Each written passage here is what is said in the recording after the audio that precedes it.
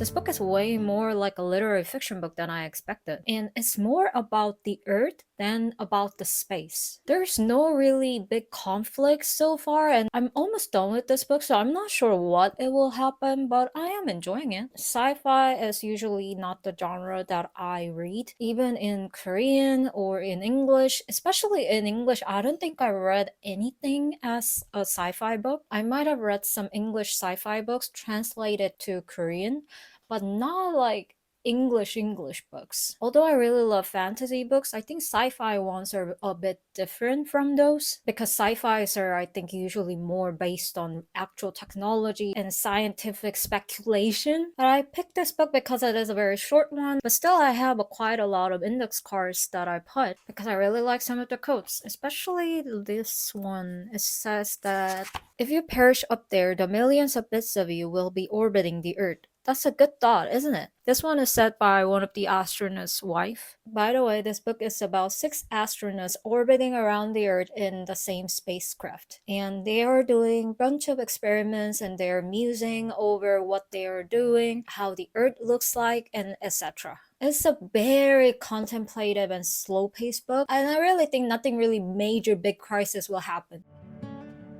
This one felt like a literary fiction book utilizing a spaceship environment to deliver its themes. I didn't have much fun with geographical descriptions in this book. For example, it describes the spaceship crossing over the Pacific Ocean and then seeing a certain country and then crossing over another one, and that gets repeated quite frequently. I understand the symbolic meaning that so many things are happening on the Earth, and yet those things can be passed so quickly and repeatedly. But I couldn't help but find them redundant when they get repeated so often. On a bright note, a glimpse of each astronaut's life felt intimate and personal. Now I'm going to get into a meaty one that is probably over 400 or 500 pages, and this one was like less than 150 pages or something, so wish me luck.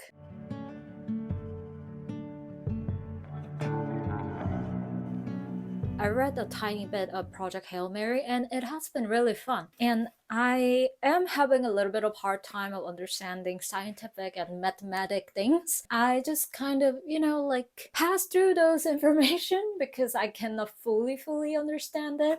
But still, it is very fun. And so far, I know what is at the stake, but I don't know what exactly is happening because the protagonist cannot remember what is happening actually. And more things are getting rejuvenated in his brain because he forgot a lot of things after waking up in this spacecraft. And like the back of the book says, now he knows that he needs to save the humanity. So the whole premise of this book is this. This astronaut wakes up in a spacecraft by himself and there are 2 dead people in the same room. He cannot remember his name, he cannot really remember why he is here, but he knows that he is here for something important. And now at this point that I'm reading, he has realized that this is for the Earth and the whole humanity. I like that the sentences in this book are not really that much complicated because this is already talking about really complicated concept for me. So if the sentences were actually very flowery or very complicated, I would have way harder time to understand this. I finished this last night and I almost cried at the ending. There are so many twists in the plot that